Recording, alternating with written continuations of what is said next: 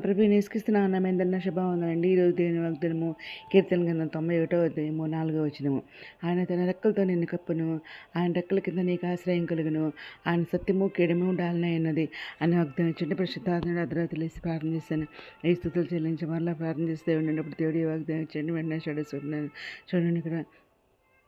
అవునండి, మనం మౌనతని దేవుని నివాసాలుగా చేసుకున్నాం కాబట్టి, ఆయన చోట నివసిస్తున్నాం కాబట్టి, ఆయన మన ఆశ్రయంగా, ఆయన మనం కోటగా నమ్ముకున్న మన దేవుడిగా తీసుకున్నాం కాబట్టి, మనం దేవుడు వేటగాని పడకుండా మనల్ని కాపాడుతానంటున్నారు. నాశకమైన దగ్గర రాకుండా మనం రక్షిస్తానంటున్నారు అన్నమాట. ఆయన రెక్కలతో మనల్ని కప్పుతానంటున్నారు. ఆయన రెక్కల కింద మనకు ఆశ్రయం కలుగుతుంది అంటున్నారు. ఆయన సత్యము కేడము డాలనే అన్నారు అంటున్నారు అన్నమాట. స్త్రీతో గర్భం పుట్టిన బిడ్డను కన్యకుండా జన్మించిన వారైన మస్తరంగా నేను మరాలంటున్నారు.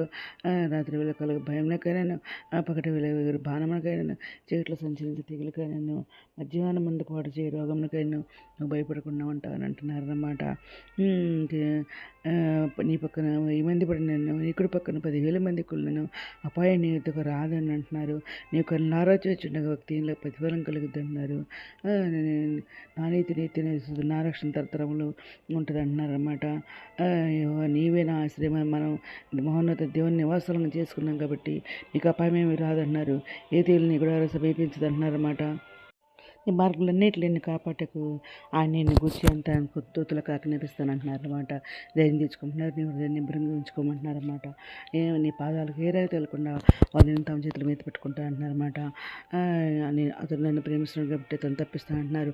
అతను నా నామం ఎరుగు కాబట్టి అతను కనిపిస్తానంటున్నారు. అతను నా మొరపెట్ట అతను క్రమిస్తానంటున్నారు. సమయంలో అతనికి తోడేంట అంటున్నారు. అతను విడిపించి అతను గొప్ప చేస్తానన్నారు అనమాట.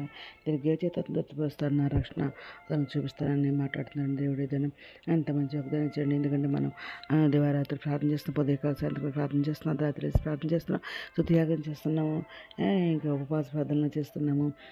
ఇంకా మరి ఈ విధంగా నేను బైబిల్ పూర్తిగా రాశానండి. దేవుని కృప వలన 3 సంవత్సరాలు పెట్టిన బైబిల్ రాయటానికి ఈ విధంగా చేస్తున్నాను. ఇంకా స్వస్థత వాక్యాలు కూడా రాశానండి. ఇప్పుడు 9,000 రాశాను. స్వస్థత వాక్యాలు 9,900 రాశాను.